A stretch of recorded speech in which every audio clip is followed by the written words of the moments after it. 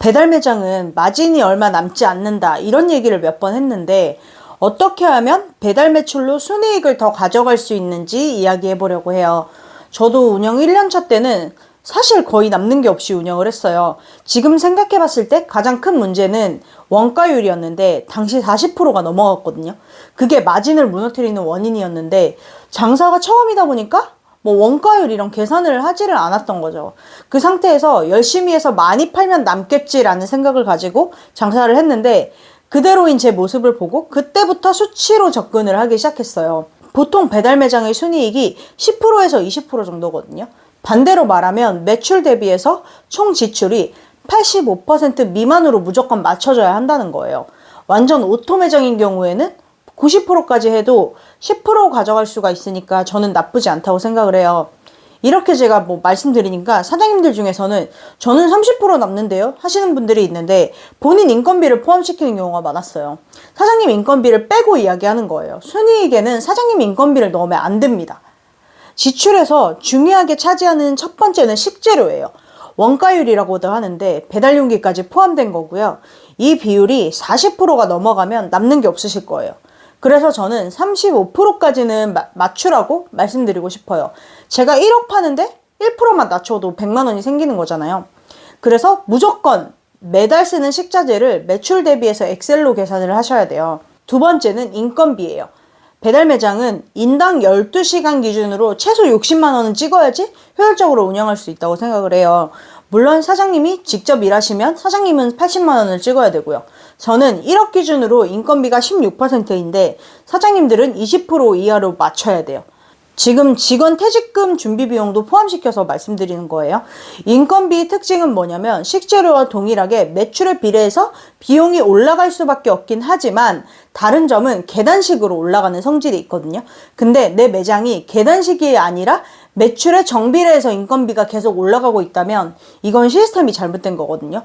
동선, 식재료 보관 위치 이걸 무조건 잡아야지 인건비를 효율적으로 쓸 수가 있어요. 세 번째는 배달 수수료예요.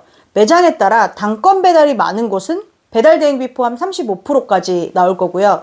24시간 매장이나 배민 매출이 많은 매장은 30% 이하로 떨어질 건데요. 35% 이상으로 배달 수수료를 내고 있다고 하면 매출 대비 광고비가 과다하거나 배달 대행비가 과다한 거겠죠. 특히 우리 가게 클릭은 매출과 상관없이 클릭당 과금이 나가는 거잖아요. 이 배달 수수료가 35% 이상이다 하시는 분들은 앱 수수료, 대행비 둘 다 점검을 해보셔야 됩니다.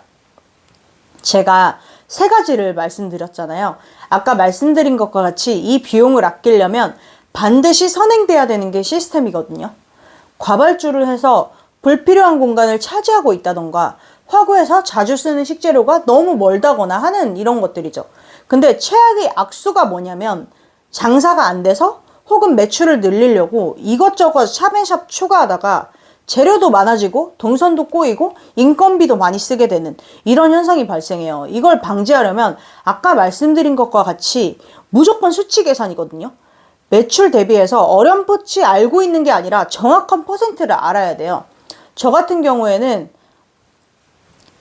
매출 대비해서 원가율 29.54%, 인건비 15.64%, 판관비 2.16%, 배달 수수료 30.46%.